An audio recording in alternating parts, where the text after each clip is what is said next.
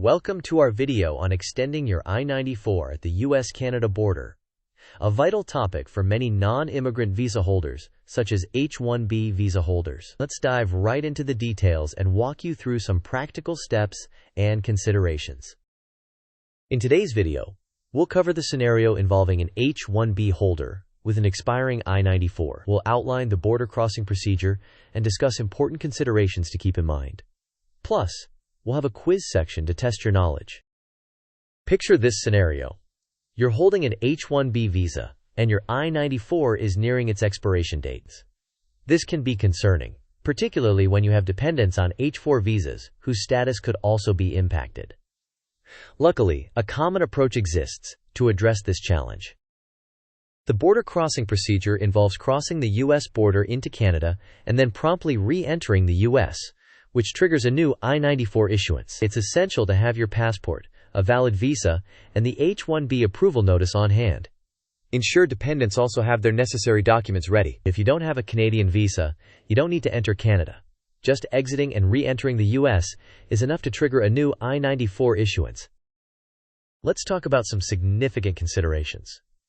First, consult with an immigration attorney to get advice tailored to your situation. Be prepared to answer questions from border officials. Ensure all involved passports are valid well beyond your intended stay. Always check for any travel restrictions or advisories before traveling. Keep in mind potential wait times at border crossings and plan accordingly. Lastly, consider alternative options like filing for an extension with USCIS, which might be more suitable depending on your circumstances. Now let's see if you've been following.